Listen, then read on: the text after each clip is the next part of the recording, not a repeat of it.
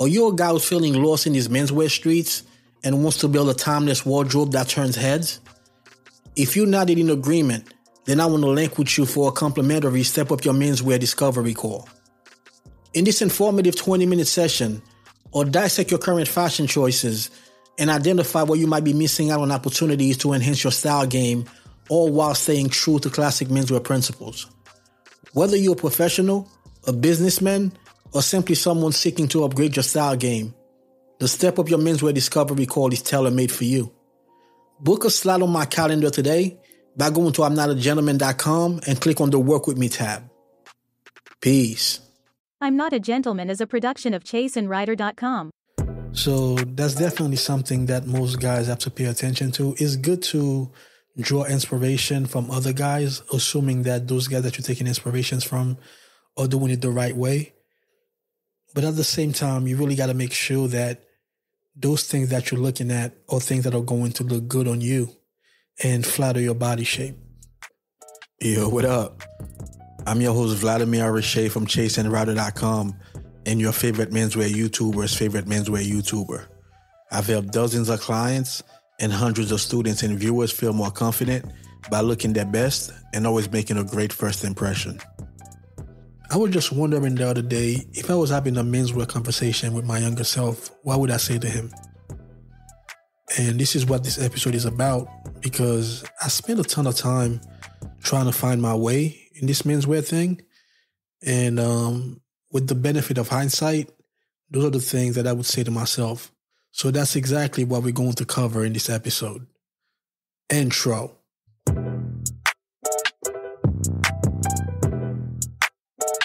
Back in that bag again. Whoa.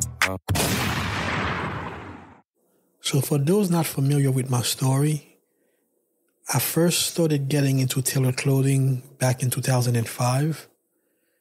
And that's when I got a job that was client-facing. So you had to dress up. By that time, I really got into suits and tried to learn everything that I could about it, got a GQ subscription, and would just read the magazines front to back to try to learn all that I could. By the time 2011 came, I switched careers and started working in the menswear industry. By that time, I thought I knew everything that you had to know about menswear because I was teaching other men how to dress, so I must know what I was talking about. Then come 2013, I realized that I really didn't know what the hell I was talking about. So this is what this episode is about. Those are things that I wish I knew when I was getting started, because even in 2013, when I realized that I didn't know, it took me until 2015 to start applying all the things that I had learned over the past couple of years from 2013 to 2015, because I had to undo everything that I had learned prior, starting in 2005 to 2013. So when you pick up a lot of bad habits, it takes a lot of time to break those habits. So altogether, it took me 10 years from the time that I started to the time that I started doing it well. So let's start with the list. The first thing that I wish I knew when I was getting started is that fit is king. When it comes to tailored clothing, the fit is really everything. Number one, you really don't want to wear something where you're not going to be comfortable in it. There's a saying that says a well-fitted suit is the most flattering thing that a man can wear. And I think a lot of men take the well-fitted part as meaning tight. So therefore, whenever a man is really getting into suits, you will notice that they all wear their suits too tight. And the well-fitted part does not mean that it has to be tight. It's the opposite. It means that you have to be very comfortable in your clothes. So that doesn't mean it has to be baggy. It means that it has to be right in the middle between baggy and tight. There's nothing worse when you're wearing something and you're not comfortable in what you're wearing. So I know with women, a lot of time they would wear heels and the heels would hurt their feet, but it's very sexy. So therefore they can deal with the pain that comes with wearing heels. So I think a lot of men think that way, that I'm going to be wearing a tight suit, even though it's not comfortable, but I look good in it. It's really not supposed to be like that, man. You can look good in your clothes without the clothes hurting you. If you can't bend over to tie your shoes, there's a problem there. If there's an emergency and you have to run, but you can't, because you risk of ripping your pants. Come on, man. Fit is everything when it comes to tailored clothing. And that's one thing when people tell me that I look very comfortable in my clothes, it's the best compliment that somebody can pay me, because you're supposed to be comfortable in your clothes. Your suit being tight really doesn't make any sense. So that's the first thing that I really wish that I knew when I was getting started. Unfortunately, by reading magazines such as GQ or by going on Tumblr, you would see a lot of guys that people look upon as being well-dressed, and they were wearing tight clothes. So you figured, well, my suits are not supposed to fit me like my street clothes fit me, so it's okay for it to be a little tight. And that's not true at all. But that was the biggest thing that I had to overcome. Because when I would go to Style Forum, all the guys that were getting a lot of props on those threads, I always thought that all their clothes were too big. But it just took me a while to realize their clothes weren't too big. My clothes were too tight. That's why in my head I thought that their clothes were too big. So that was really the biggest part to overcome when I was getting started. And that's the part that would have saved me a lot of time. Because those 2 years that it took me to really break all those bad habits that I had, most of that time was spent on the fit. So that's the first thing that I would teach to my younger self. And that's what I really wish that I knew in the beginning. The second thing that I wish I knew is to take my time to find my style. When you're first starting, you really don't know what your style is. You kind of basing it on what you see other people wearing. And in the beginning, you don't know that because the person is wearing whatever they're wearing, that type of style is going to go right with you. So you really have to take your time to learn exactly what goes with your body type and also what goes with what you like. And those things take time. So that's definitely something that most guys have to pay attention to. It's good to draw inspiration from other guys, assuming that those guys that you're taking inspirations from are doing it the right way. But at the same time, you really got to make sure that those things that you're looking at are things that are going to look good on you and flatter your body shape. When I was first getting started, after realizing that all my clothes were too tight, I used to really be into Tom Ford suits. And an average Tom Ford suit cost around $5,000. At least back then that did. And I really wanted a Tom Ford suit really, really bad. What really saved me is the fact that I couldn't afford a Tom Ford suit. But if I could, I would have bought a few Tom Ford suits. And looking back now, I can't stand a Tom Ford suit. So that's what I'm saying. You have to take your time to really find your style. What saved me was the fact that I didn't have any money. So imagine if you're somebody that has money and you're not really sure what your style is yet, but you're sitting there blowing a lot of money thinking this is what you're into. So give yourself some time to really find yourself when you're first getting started. That's very, very important. Now, the third thing that I wish I knew is not every style is for everyone. Like my very first tailor, one thing that he used to teach me was just because you see guys that are skinnier wearing suits that are well fitted doesn't mean you, who's not skinny, that style is going to go with you. When I met my tailor, that was before I started to really know what was what. And at that time, I was pretty stubborn also. I'm naturally stubborn. So when he was telling me that, I was like, that doesn't make any sense. I've seen guys bigger than me wearing suits that are pretty fitted on them. So I don't see why I can't do the same thing. And I just really didn't understand what he was telling me. He tried to teach me, but it would just go into one ear and not the other. Now, I'm not saying that wearing a tight suit looks right on anyone. I don't think it does. But the slimmer somebody is, the more they can probably get away with it. I mean, to me, they're not even really getting away with it because fit is king. So even if you're a skinny guy, you should still be wearing something that's not pulling on you. But it'll look a lot more obvious if you're not skinny and then you have clothes that's pulling on you. So not every style is for everyone. So even with me, what I teach, for example, I like to wear beanies as opposed to more classic hats like fedoras, for example. But that's just my style. I'm not saying that somebody else should be doing the same thing. If they want to, sure. I don't think that wearing a beanie makes you any less dressed, really. Walking around is cold outside. As long as you're not wearing like a sports beanie, for example, like a New York Giants beanie or something like that, I think that's kind of tacky. But the beanies that I wear, they're single color. They're 100% cashmere. And to me, they look really nice. But that's just my style. So if I see somebody with a fedora, I'm not going to look down on them like, why is this guy wearing a fedora? That's their style. That's one thing about dressing well.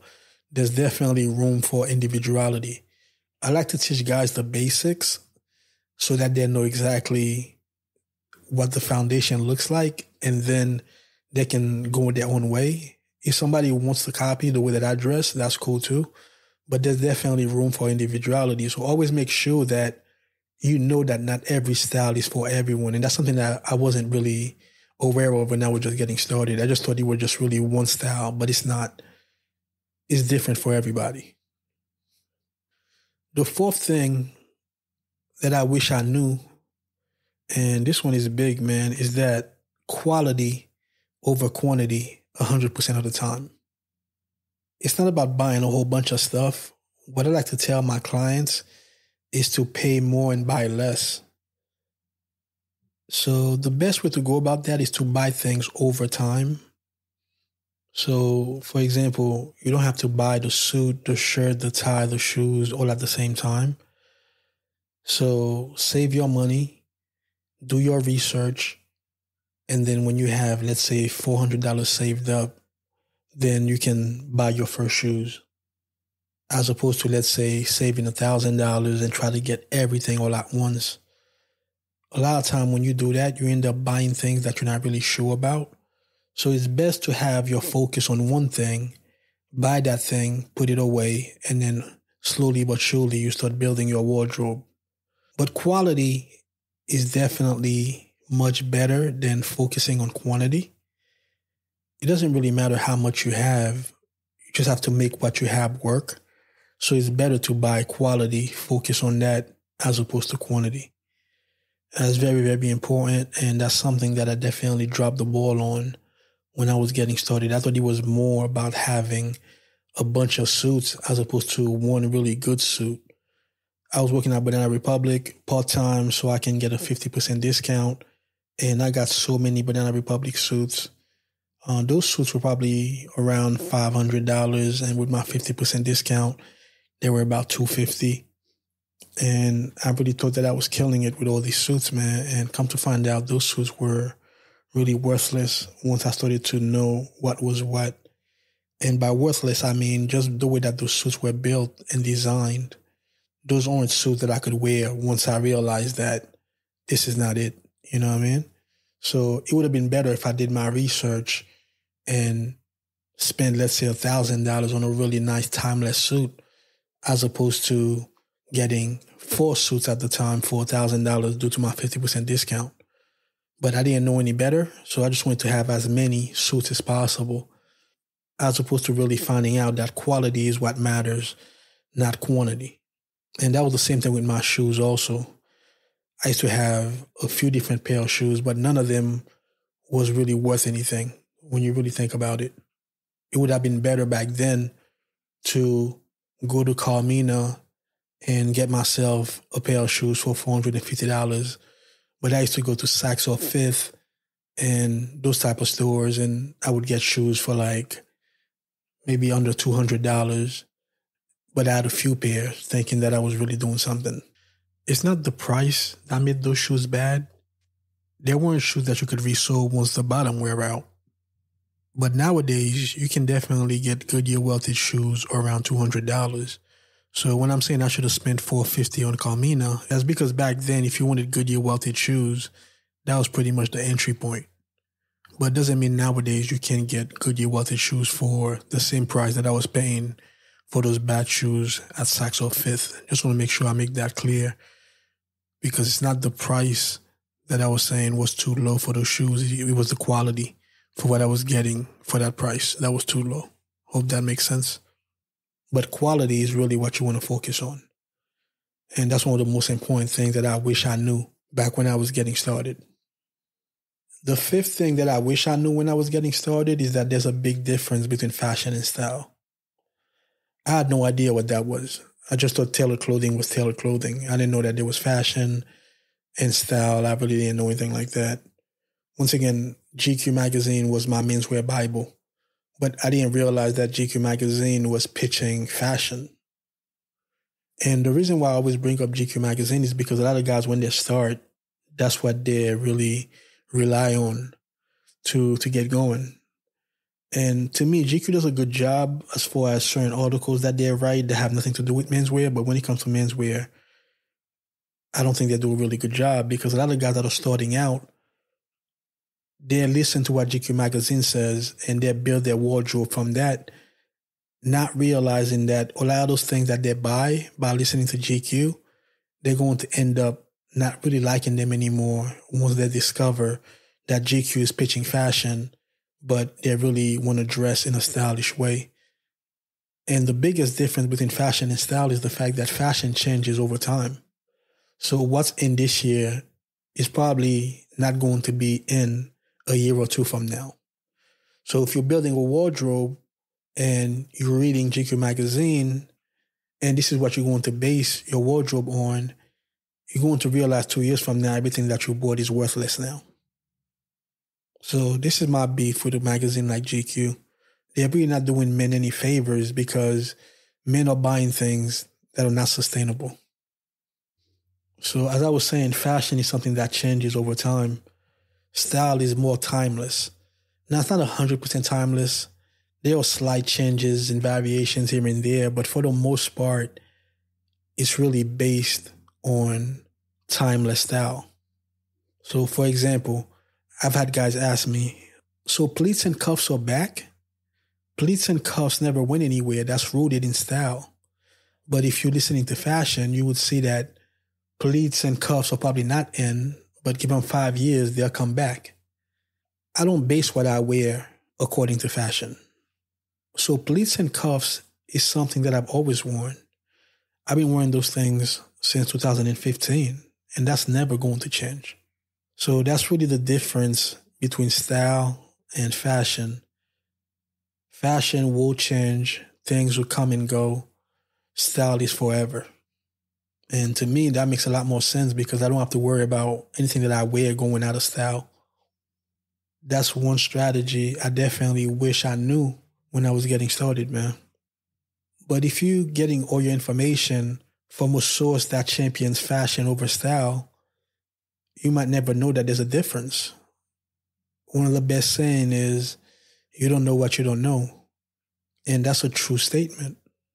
Things like having the collar points on my shirts being long enough to be hidden under my jacket's lapels, all those things are rooted in style. I could be wrong, but from all the time that I've read GQ magazine, nobody never mentioned anything like that. And that's a timeless style that I'm talking about. That's what I wish I knew when I was getting started. That took me about 8 years to realize that there was a difference. The next thing that I wish I knew when I was getting started is, don't buy something just because it's on sale. Yeah, this one, man, is crazy, because that's how a lot of companies get you. So first of all, the things are already overpriced to begin with. And then when they drop the price to where it should have been, you come rushing in thinking that you're really getting a good deal. You definitely shouldn't base what you're buying on whether or not it's on sale. That's a sure way to buy something that you're going to regret later. So that's why it's best to do your research and buy things little by little over time. Now, of course, if it's something that's really nice and you got your eyes on it, but you can't afford it for whatever reason, you don't have the money, and then at the end of the season, it ends up being on sale, then you can definitely scoop it up at that time. But don't do it just because it's on sale. So for example, like me, a lot of times I would buy my scarves and my fall and winter pocket squares, and sometimes even my coats right when the winter ends or when the winter is about to end, because the prices are slashed because we're heading into the spring. But I'm not just buying it at that time because it's on sale. I would have bought it anyway, but strategically, I know that it's probably going to go on sale. So I just wait it out and I buy it at that time. But it's not really a decision I'm just making because the thing is on sale. I'm doing it strategically. Like I know that it's going to go on sale.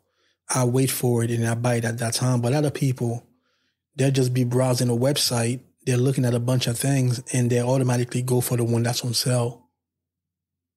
And I don't think you should be buying your clothes based on what's on sale. You can definitely be strategic about it, like I was saying. But when you're looking at things, definitely try to buy the best that you can and don't just shop in the sale section, if that makes sense. The next thing that I wish I knew when I was getting started, and this is one of the best ones, is that simplicity is key. A lot of guys go wrong by thinking that dressing well is very complicated. Perfect example. 80% of the time you'll catch me wearing a light blue shirt. But a lot of guys think that's boring. But a light blue shirt is a blank canvas for you to wear a really nice tie on, for you to wear a really nice suit, a really nice pocket square. Now, it might be simple, but it's beautiful. But you'll notice a lot of guys, when you go to weddings, they're wearing burgundy shirts, yellow shirts, black shirts. Because to them, a light blue shirt or a white shirt is too boring for them.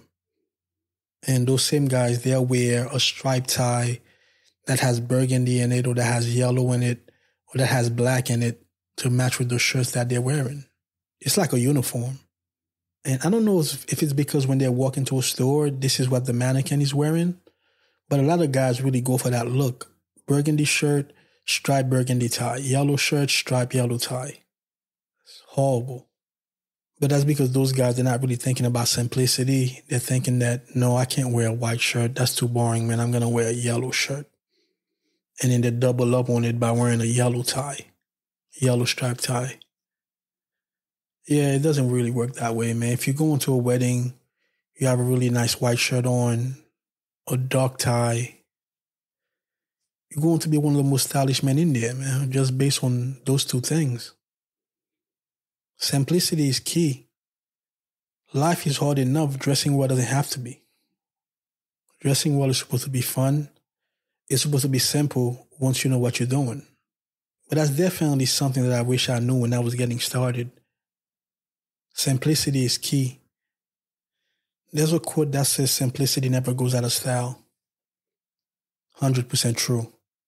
I don't know who said that one, but Leonardo da Vinci said, simplicity is the ultimate sophistication. Embrace simplicity. Everything doesn't have to be complicated. When it comes to dressing well, the blueprint is already there. You really just have to follow it. Once again, there's room for individuality, but wearing those crazy colored shirts, that's not it, man. So those are the things that I wish I knew when I was getting started. So if I could talk to my younger self, those are the things that I would be telling him. Like, you don't have to go crazy. I think the biggest problem is most men don't really have the right influence. For example, a book like Dressing the Man by Alan Flusser, that was the first book that I got. I was like, man, what's in this book is very complex compared to what's in GQ. But complex in the right way. They would break things down. They wouldn't just tell you this is the way to do it. They would tell you why you should be doing it that way. And I was like, man, this makes a lot of sense. But even though I had that book, it still took me a while to really break it down and understand it. Just have to have the right influence. It takes time, but enjoy the journey. That's really what I can tell you, man, is to enjoy the journey. Even though, like I'm saying right now, those are the things that I would teach to my younger self. It would have saved me a lot of time. But at the same time, I don't really regret the journey that I went through because I can relate to almost any man, regardless of what situation that they're in, because at one point I was in that situation because I went through that journey. So enjoy the journey. And the journey doesn't stop. So even with me, don't think that because I dress the way that I dress, that's the end of my journey. I'm still refining every day. but I'm very happy where I am, if that makes sense. So enjoy the journey. Just don't go too crazy. You know what I mean? It takes time, a lot of trial and error. Even with what I'm telling you, you don't have to take everything that I'm telling you at face value. Definitely still do your own research. Definitely see what works for you, because what works for me may not work for you. But what I'm doing is giving you the basics, and then you can take the basics and do what you want to do from that point. So thanks for checking out the episode on the things that I wish I knew when I was getting started. Tune in again next week for another fire episode of I'm Not a Gentleman. Peace.